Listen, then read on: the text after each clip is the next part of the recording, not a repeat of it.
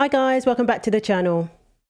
So more has come out about boxer Imane Khelif, the boxer who was planning to go professional. Khelif recently announced that.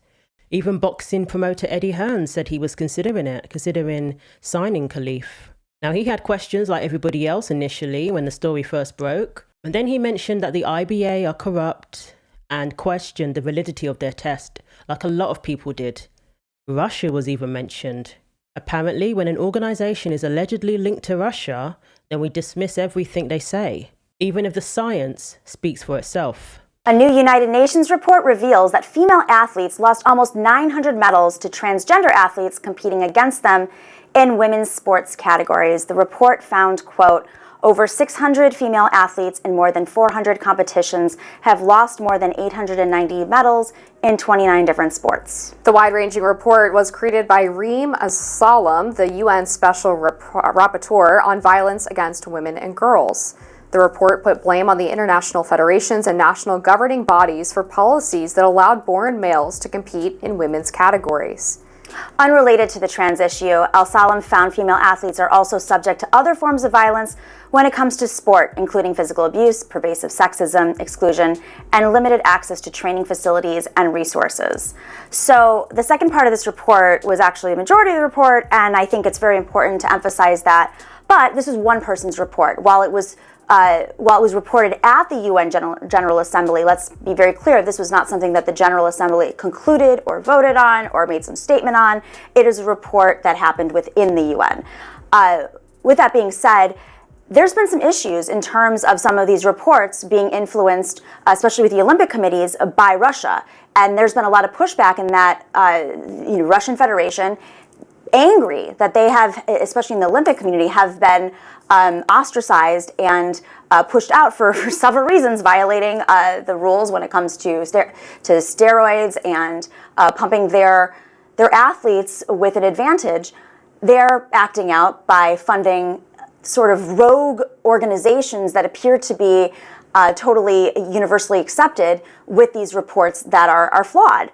We know what the facts are here. You have women in the Olympic Committee coming out, Billie Jean King, Brooke Ford, Megan Rapinoe, Erin McLeod, Dwayne Wade. These are folks who are saying this is not an issue. This is a small group of people. And to also lump in middle-sex people, which are not trans, who have a higher testosterone, it's really not impacting.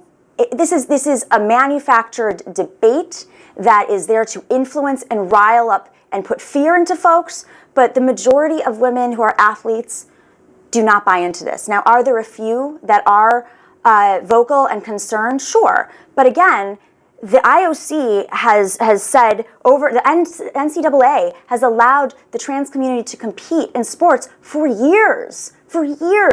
But now suddenly, the Russian-backed group is issuing their own reports and raising alarm. It's suddenly in the mainstream. So, as Khelif is about to go professional and box women without any protective gear, this information couldn't have come at a better time. And I hope it will stop the gaslighting. Till this day, people still believe that Khelif is female because the IBA are corrupt, supposedly. People still believe that Khelif is rightfully competing in the women's category because the IOC said it's fine. The IOC said that Khelif's passports and even birth certificate has the female marker on it. And that's all they need. Initially, there was some false reporting surrounding the story, saying that Khelif and Lin Ting are transgender. That turned out to be false. I guess that was due to some confusion. At the end of the 90s, the IOC got rid of gender testing. Unlike the IBA, they decided to stop vetting athletes whose sex is questionable. In 2016, we had 3 male athletes on top of the podium, not a female athlete in sight. In women's 800 meters. You know, you're chasing down someone like Caster Semenya, who's light years ahead, it seems. Yeah, I mean, I've tried to avoid the issue all year, and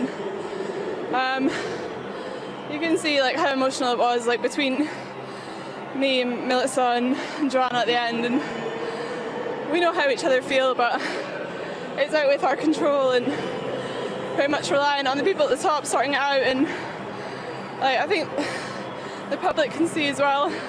Sorry.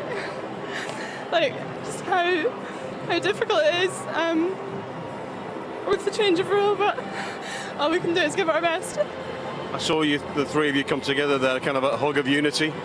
Yeah, I mean, we see each other week in, week out, so yeah, we know how each other feel.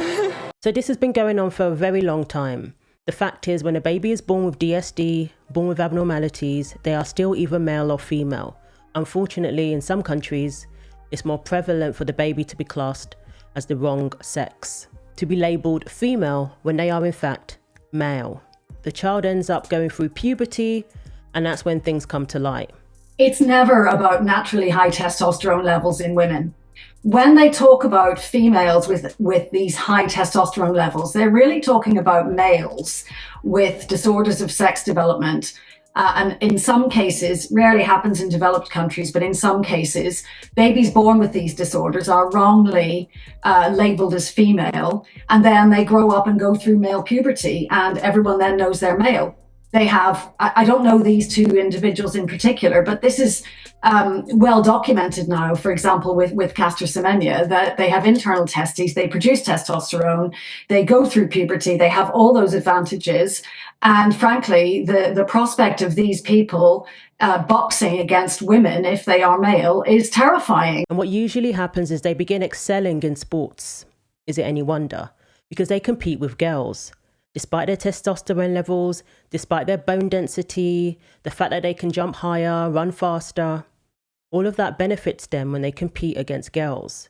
And before you know it, they're at the Olympics and the IOC is welcoming them into the women's category. So a French journalist has released a report that confirms Khelif's sex, that confirms that Khelif is in fact male. Now, when it comes to Khelif, there are people who simply don't care that Khelif is male.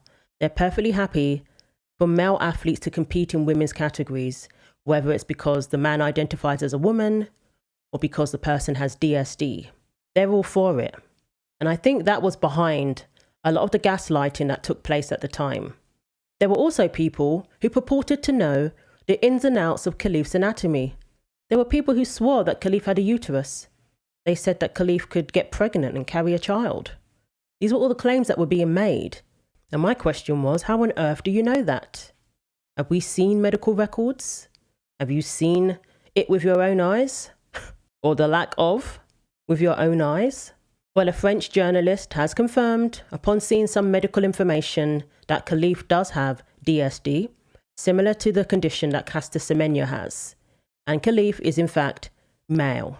So a report was drafted last year as a result of a collaboration between two hospitals, one in France and one in Algeria. And the report does indeed confirm that Khelif is male, that Khelif has a male anatomy. So the collaboration was between Kremlin Bicêtre Hospital in Paris, France, and the Mohamed Lamine Debaïne Hospital in Algiers, Algeria. Drafted by expert endocrinologist Soumaya Fadala and Jacques Young. The report reveals that Khelif is impacted by 5-alpha reductase deficiency, a disorder of sexual development that is only found in biological males. The genetic abnormality influences the normal development of a child's sexual organs. At birth, male babies impacted by 5-alpha are often incorrectly assigned female due to the presence of deformed genitalia that sometimes takes on the appearance of a blind vaginal pouch. So we had the IBA confirm that Khelif is male, but nobody believed them, and nobody even required Khelif or Juting to produce their own tests with doctors who they trust. Then we had the coach essentially admit that Khelif is male as well, because the coach said that there was tests done and there was a problem with the chromosomes. We had female boxers come forward and say that competing against Khelif is an experience they've never had before. We had one female athlete who had questions when she was training with Khelif, and the coach's explanation was Khelif grew up in the mountains. So this isn't shocking by any means. We all knew that Khelif is male. The disordered development typically becomes apparent by puberty, when 5-alpha adolescents begin to experience signs of masculinization, such as muscle growth, hair growth, and an absence of breast tissue development or menstruation. Without access to a proper clinical examination, males with 5-alpha may incorrectly believe they are female into adulthood. So of course we are to have compassion with people who are dealing with this disorder. But that doesn't mean that it's appropriate for them to be competing in women's categories. So the French journalist obtained a copy of a thorough physical examination that was conducted on Khelif in order to verify the presence of a disorder of sexual development. So obviously Khelif is aware of being born with this disorder. So an MRI confirmed that Khelif has no uterus, but instead has internal testicles and a micropenis resembling an enlarged clitoris. A chromosomal test confirmed XY chromosomes, while a hormone test found that Khelif had a testosterone level typical of males. The doctor also suggested that perhaps Khelif's parents were blood relatives. The report concludes by recommending Khelif to be referred for surgical correction and hormone therapy to fall in line with the sex to which Khelif identifies, and also recommended psychological support because this sort of thing can cause, quote unquote, a very significant neuropsychiatric impact. And the report even mentions the coach and what the coach said. So the coach, Georges Karzala, said that the Algerian boxer had been subjected to an assessment at the Kremlin Bicêtre Hospital after being disqualified from women's boxing by the International Boxing Association in March of 2023. Zola insisted that Khelif should still be allowed to compete against females. The coach also confirmed that Khelif was placed on testosterone suppressants. However, the International Olympic Committee has not submitted athletes to chromosomal testing since 1999. And at the Paris Olympics, the only requirement to participate in women's boxing was to have a female sex marker on legal documents. That was their only requirement. And they have said that we should not presume that male athletes have an advantage simply because of gender identity or other factors. So they are all for males competing in women's categories, whether it's DSD or transgender. As long as the national governing body agrees with it, they're fine with it. And a professor at the University of Southern California's Annenberg School for Communication and Journalism also confirmed Khelif's XY status. Alan Abrahamson is a specialist in Olympic sports and a member of the International Olympic Committee's press committee. In an August statement, Abrahamson said that he had personally viewed the results of the hotly contested chromosomal tests ordered by the IBA in 2022 and 2023, which concluded the boxer's DNA was that of a male consisting of XY chromosomes. So while everybody was doubting the test because of the IBA's so-called links to Russia, this professor had actually seen the test results and knew in no uncertain terms that Khelif is male. So what now? We have at least 2 male boxers who competed at this Olympics. Well, we had one in the Paralympics as well. Because this is going to continue where women are having medals taken from their own competition by male athletes. This is going to continue unless the IOC implements some common sense, unless the IOC come back to reality and protect the categories that were introduced for a very good reason in the first place. So Marcy Smith, co-founder of ICONS, organisation that looks out for the protection of women's sports, she said the IOC and the Algerian Olympic Committee are complicit in endorsing male violence against women under the guise of public entertainment on the world's largest sports stage. They stood by as women were subjected to physical assault for spectacle, stripped of safety, fairness, and their lifetime achievements. All those involved must face swift and serious consequences.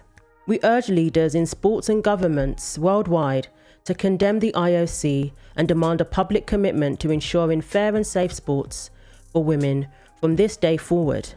This must never be allowed to happen again. The report that was compiled by the advisor to the UN said that this is condoning violence against women. This isn't just about losing medals. When you put a woman in the ring with a male athlete, you are condoning violence against that woman. When you say that males can compete in women's categories, there are so many factors at play here. These are women who end up feeling violated. because they've been put in a position that jeopardizes their safety, that jeopardizes fairness, that exposes them to male athletes in the locker room. So you have to ask yourself, what is it you condone? Especially when you claim to be for women's rights, when you claim to be for women. You can have compassion towards somebody. You can have compassion towards somebody's situation, being born with medical conditions and abnormalities. But that doesn't mean that you have to condone violence against women. That doesn't mean that you have to condone unfair competition, women having medals and opportunities taken from them by males who do not belong in their categories. And stating biological fact is not bigotry. Stating all the advantages that male athletes, that male bodies have over female bodies, again, is not bigotry. Just because you don't like something, it doesn't make it bigotry.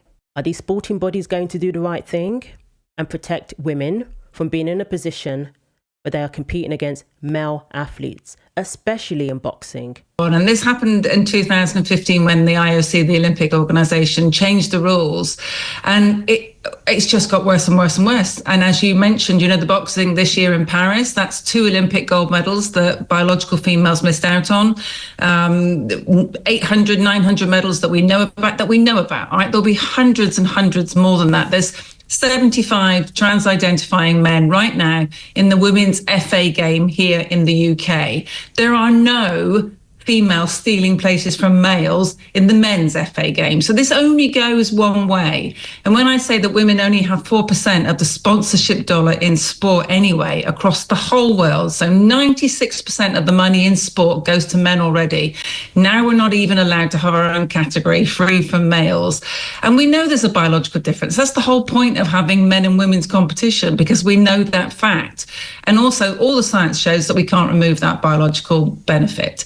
So there is not a shred of evidence that says that this is fair. And as you mentioned, it's extremely dangerous in contact sports, anything really from hockey to football, all the way up to boxing, where males will punch 160% harder than a female. And it is a massive accident waiting to happen. And it absolutely just devastates me that we're waiting for this serious accident before we do what is right and proper. How many tragedies have to occur before we put a stop to this and maintain the integrity of categories in sports that are actually there for the inclusion of women?